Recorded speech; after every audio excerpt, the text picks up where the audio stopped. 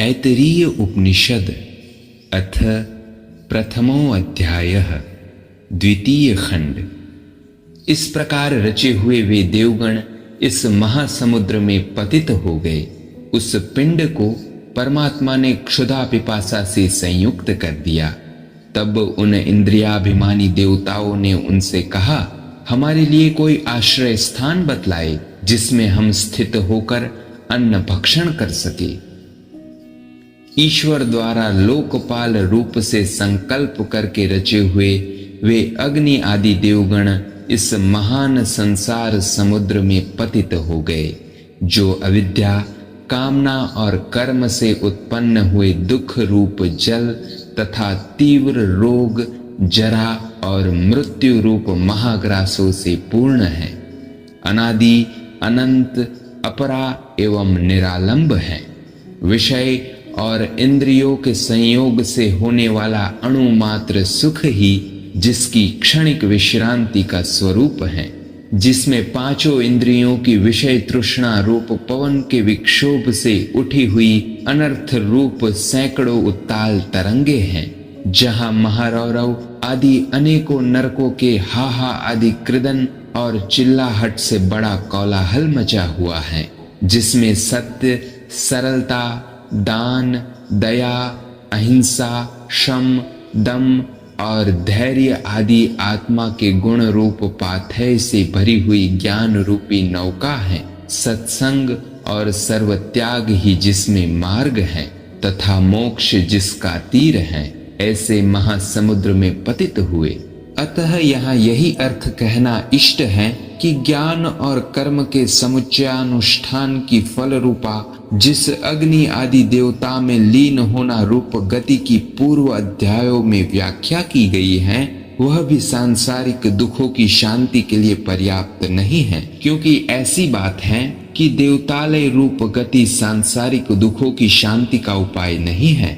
ऐसा जानकर जो परब्रह्म अपना और सब प्राणियों का आत्मा है, जिसके विशेषण आगे बतलाए जाने वाले हैं, और सांसारिक उत्पत्ति, स्थिति और संहार के कारण रूप से जिसका यह प्रकरण है, उसे संसार के संपूर्ण दुखों की शांति के लिए जानना चाहिए। अतः मोक्ष प्राप्ति का और कोई मार्ग नहीं है।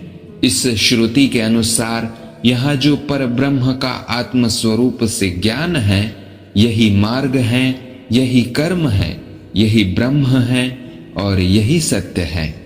इंद्रिय गोलक, इंद्रिय और इंद्रियाभिमानी देवताओं की उत्पत्ति से बीजभूत पुरुष से प्रथम उत्पन्न किए हुए उस पिंड अर्थात आत्मा को उसने क्षुधा और पिपासा से अन्ववर्जित अर्थात अनुगमित अर्थात संयुक्त किया। उस कारणभूत पिंड के क्षुधा आदि दोषों से युक्त होने के कारण उसके कार्यभूत देवता भी क्षुधा आदि दोषों से युक्त हुए। तब क्षुधा पिपासा से पीड़ित होकर उन्होंने उस जगत रचयित पितामह से कहा, हमारे लिए कोई आश्रय स्थान की व्यवस्था करो, जिस आश्रय स्थान में प्रतिष्ठित होकर हम सामर्थ्यवान हो अन्न भक्षण कर सके। वो उन देवताओं के लिए गौ ले आया। वे बोले, यह हमारे लिए पर्याप्त नहीं है। फिर वह उन देवताओं के लिए अश्व ले आया। वे बोले, यह भी हमारे लिए पर्याप्त नहीं है। वो उन देवताओं के लिए गौ के आकार वाला पिंड पूर्ववत उस जल से निकालकर अर्थात अवयवों की योजना द्वारा रचकर लाया, अर्थात उसे उन देवताओं को दिखलाया। उक्त गौ के समान आकार वाले प्राणी को देखकर वे पुनः बोले, यह पिंड हमारे लिए अन्न भक्षण करने के निमित्त आश्रय बनाने के लिए पर्याप्त नहीं है, अर्थात यह आश्रय भोजन करने के योग्य नहीं है। गौ का परित्याग कर देने पर वह उनके लिए अश्व लाया। तब वे यह हमारे लिए पर्याप्त नहीं है इस प्रकार पूर्ववत कहने लगी। वह उनके लिए पुरुष ले आया। तब वे बोले, यह सुंदर बना है, निश्चय पुरुष ही सुंदर रचना है। उन देवताओं से ईश्वर ने कहा, अब अपने अपने आयतन अर्थात आश्रय स्थानों में प्रवेश कर जाओ। वह उनके लिए उनका योनि रूप पुरुष ले आया।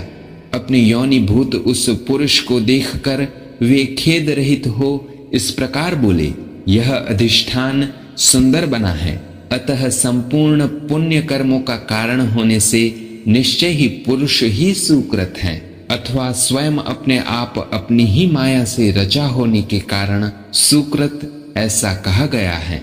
ईश्वर ने यह समझकर कि इन्हें यह आश्रय स्थान प्रिय है, क्योंकि सभी अपनी योनि में संतुष्ट रहा करते हैं, उन देवताओं से कहा, जिसका जो आयतन अर्थात आश्रय स्थान है, उस अपने संभाषण आदि क्रिया के योग्य आयतन में तुम सब प्रविष्ट हो जाओ। अग्नि ने वागेंद्रिय होकर मुख में प्रवेश किया, वायु ने प्राण होकर नासिका रंध्रों में प्रवेश किया, सूर्य ने चक्षुइंद्रिय होकर नेत्रों में प्रवेश किया, दिशाओं ने श्रवणेन्द्रिय होकर कानों में प्रवेश किया, औषधियों और वनस्पतियों ने लोम होकर त्वचा में प्रवेश किया, चंद्रमा ने मन होकर हृदय में प्रवेश किया, मृत्यु ने अपान होकर नाभि में प्रवेश किया, तथा जल ने वीर्य होकर लिंग में प्रवेश किया। वागींद्रिय के अभिमानी अग्नि ने वाक होकर अपने कारण स्वरूप मुख में प्रवेश किया। इसी प्रकार औरों का अर्थ समझना चाहिए। इस प्रकार वायु ने नासिकाओं में, सूर्य ने नेत्रों में, दिशाओं ने कानों में, औषधि और वनस्पतियों ने त्वचा में, चंद्रमा ने हृदय में, मृत्यु ने नाभि में और जल ने शीश्न में प्रवेश किया। उस ईश्वर से क्षुधा पिपासा ने कहा, हमारे लिए कोई आश्रय स्थान की योजना कीजिए। तब ईश्वर ने उनसे कहा, तुम दोनों को मैं इन देवताओं में ही भाग दूंगा, अर्थात मैं तुम्हें इन्हीं में भागीदार करूंगा। अतः जिस किसी देवता के लिए हवि दी जाती है, उस देवता की हवि में ये क्षुधा पिपासा भी भागीदार होती है। क्षुधा और पिपासा ने आश्रयहीन होने के कारण उस ईश्वर से कहा, हमारे लिए अधिष्ठान का अभिप्रज्ञन अर्थात चिंतन अर्थात विधान करो। ऐसा कहे जाने पर ईश्वर ने उन क्षुधा पिपासाओं से कहा, भाव रूप होने के कारण तुम दोनों का किसी चेतन वस्तु को आश्रय किए बिना अन्न भक्षण करना संभव नहीं है। अतः मैं इन आध्यात्म और अधिदेव अग्नि आदि देवताओं में ही तुम दोनों को आभाजित करता हूँ, अर्थात तुम्हारे वृत्ति का विभाग करके अनुग्रहित करता हूँ। मैं तुम्हें इन्हीं देवताओं में ही भागी करता हूँ, अर्थात जिस देवता का जो हवि आदि भाग है, उसके उसी भाग से मैं तुम्हें उनकी भागिनी बनाता हूँ। क्योंकि सृष्टि के आदि में ही ईश्वर ने ऐसी व्यवस्था कर दी थी, इसलिए इस समय भी जिस किसी देवता के लिए चरु पुरोडाश आदि हवि ग्रहण की जाती है, ये क्षुधा पिपासा भी उस देवता में भागिनी होती है। इति प्रथम अध्याये द्वितीय खंड समाप्त है।